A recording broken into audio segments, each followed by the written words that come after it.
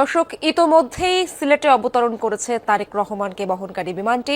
সেখানকার খবরাখবর জানার চেষ্টা করব সহকর্মী মাহবুবুর রহমান রিপনের কাছ থেকে।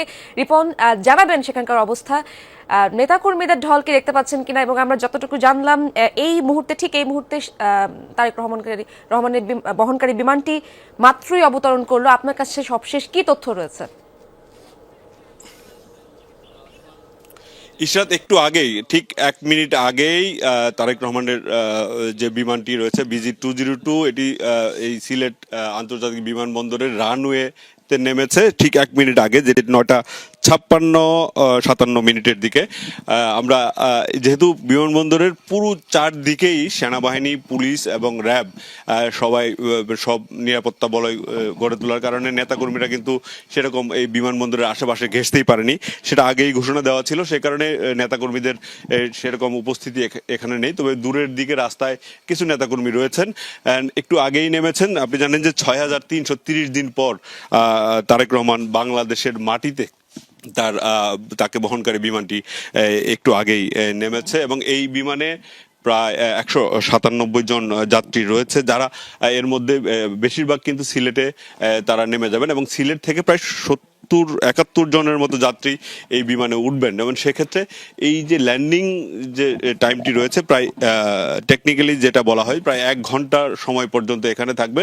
সেই অনুযায়ী 10:50 থেকে 56 মিনিটের মধ্যে বিমানটি আবার ঢাকার উদ্দেশ্যে এখান থেকে রওনা হবেন। এবং পুরো বিমানবন্দর জুড়ে কিন্তু এই মুহূর্তে নিশ্চিত নিরাপত্তা ব্যবস্থা, এবং সব মিলিয়ে বলা চলে যে এইখানে যারা এই বিমানে যাচ্ছেন তাদেরকেও নানাভাবে পরীক্ষা নিরীক্ষা করা হয়েছে। আপনি জানেন যে তারেক রহমান বাংলাদেশে এই বিমানে ফিরবেন, এটা জানার পরেই কিন্তু বিমান তাদের যে টিকিটিং সিস্টেমটি রয়েছে সেটা কিন্তু বন্ধ রেখেছিল, এবং এর আগে যারা টিকিট কেটেছিলেন তারাই শুধুমাত্র সিলেট থেকে ঢাকায় যেতে পারবেন।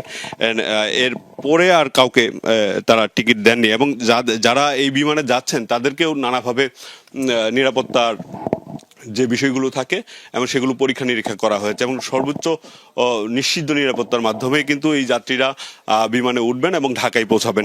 এবং এই সময়টুকুর মধ্যে তারেক রহমান বিমানেই অবস্থান করবেন। আমাদেরকে যেটা বিমানবন্দর কর্তৃপক্ষ এবং বিমানের কর্তৃপক্ষ যেটা জানিয়েছেন, যে এই সময়টি তিনি বিমান থেকে নামবেন না এবং বিমানে অবস্থান করবেন, এবং যাত্রী নামা এবং ঢাকার উদ্দেশ্যে যে সকল যাত্রী যাবেন তাদের উঠতে যে সময়টুকু লাগবে ঠিক সেই সময়টুকুই মূলত এখানে থাকবেন।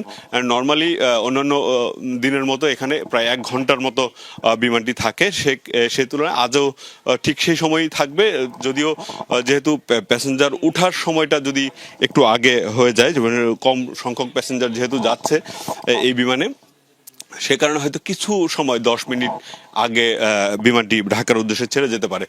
আপনি জানেন যে এই যে 5 আগস্টের যে ছাত্র জনতার বিপ্লবের পর বাংলাদেশের মানুষ যে ধরনের রাজনীতির স্বপ্ন দেখছে, তারেক রহমানের এই ফেরার পর সেই স্বপ্ন পূরণ হবে, সেই প্রত্যাশা রয়েছে, এবং সেই যে ধরনের রাজনীতি তারা দেখতে চায় সেই রাজনীতি বাংলাদেশে প্রতিষ্ঠিত হবে, এরকম প্রত্যাশা কিন্তু জনমানুষের রয়েছে। এখন শুধু দেখার পালা। আপনি জানেন যে ইতিমধ্যেই সিলেট থেকে যে সকল নেতাকর্মী ঢাকায় পৌঁছেছেন, গত 3 দিন ধরে ঢাকায় যাচ্ছেন, এবং সিলেটের বিএনপির নেতারা যেটা বলেছেন, তাদের প্রায় 50,000, সিলেট বিভাগের প্রায় 50,000 নেতাকর্মী ইতিমধ্যে ঢাকায় 300 ফিটে পৌঁছেছেন, যেখানে তারেক রহমানকে সংবর্ধনা দেওয়া হবে।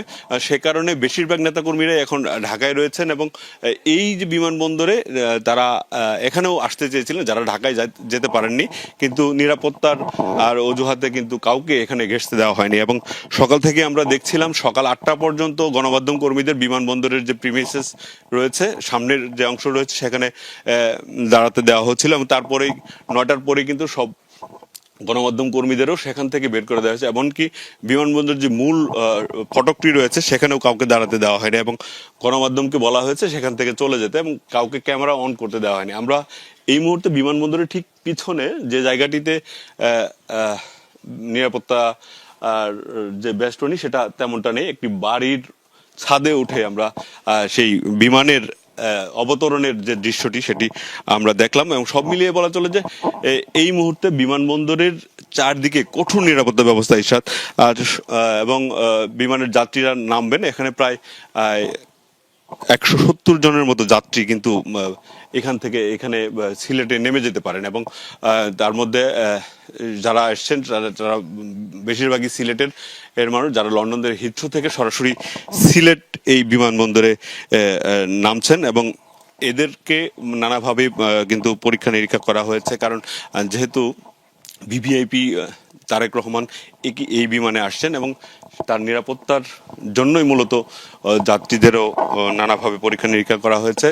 ইতিমধ্যে কয়েকজন যাত্রীর সাথে গতকালই আমাদের কথা হয়েছিল যে তাদেরকে নানাভাবে বাংলাদেশ হাই কমিশন থেকেও নানাভাবে যোগাযোগ করা হয়েছে। সেই বিষয়গুলো তারা যেটা বলছিলেন এবং নিশ্চিত নিরাপত্তার মধ্য দিয়েই তারেক রহমান বাংলাদেশের মাটিতে তারেক রহমানের বহনকারী যে বিমান সেটি ইতিমধ্যেই অবতরণ করেছে। এই মুহূর্তে আসলে এখান থেকে দেখার উপায় নেই বিমানটি, কারণ আমরা বেশ কিছু দূরে রয়েছি। রানওয়ের একদম যে মাথা দিয়ে বিমানটি নামছে ঠিক সেই মাথায় আমরা রয়েছি। ইরশাদ, আরেকটা বিষয় বলে রাখি যে এই প্রত্যাশা বিশেষ করে 2008 সালের 11 সেপ্টেম্বর চিকিৎসার জন্য তারেক রহমান লন্ডনে গিয়েছিলেন এবং তারপর থেকে যেটা আগেই বলছিলাম যে প্রায় 17 বছর, আর কিন্তু 17 বছর পর তিনি বাংলাদেশে ফিরলেন। মানুষের প্রত্যাশা রয়েছে, বিশেষ করে নেতাকর্মীদের ব্যাপক প্রত্যাশা রয়েছে এবং ব্যাপকভাবে তারা আজকের এই দিনটি উদযাপন করতে চান। নিপু যেমনটা জানাচ্ছিলেন, তারেক রহমানের সর্বশেষ যে পোস্টটি, সেই পোস্টটি সূত্র ধরেই বলতে চাই, দীর্ঘ 6314 দিন পরে তিনি দেশের মাটিতে পা রাখলেন। অভূতপূর্ব এই স্বাগতম অপেক্ষা করছে সারা দেশ। ধন্যবাদ আপনাকে।